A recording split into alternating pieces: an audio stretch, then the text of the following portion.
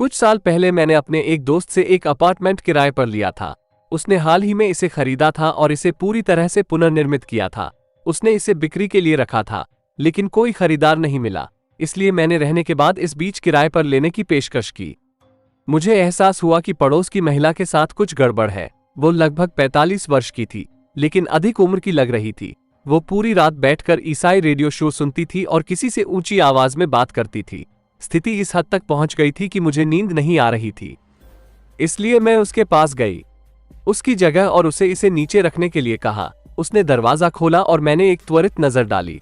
उसकी सभी दीवारों पर अलग अलग रंगों में क्रॉस पेंट किया गया था और हर जगह यीशु और स्वर्गदूतों जैसे शब्द लिखे हुए थे।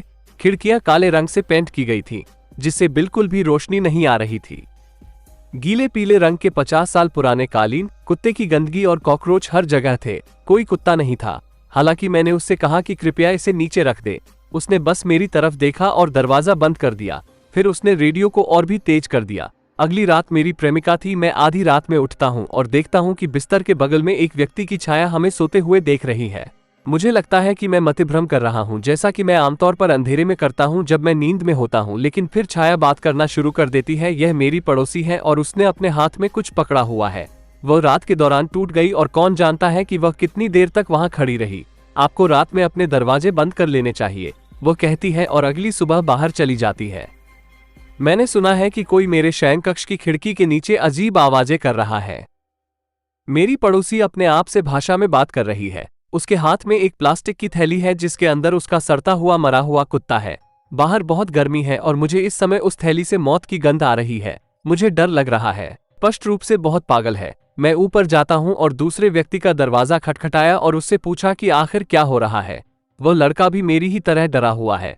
एक शाम वह उसके अपार्टमेंट में घुस आई जब वह अपने बच्चों के साथ टीवी देख रहा था। वह नाश्ता लेने के लिए सोफे से उठा, लेकिन तभी उसे पता चला वह सोफे के पीछे पावर ड्रिल पकड़े हुए उसे घूर रही थी। अब इसके बारे में सोचो। मुझे पता है कि इस समय उसके हाथ में क्या था। मैं मूल रूप से खुद को धोखा दे रहा हूँ। मैंने पुलिस को फोन किया और वे उसके बारे में सब कुछ जानते हैं।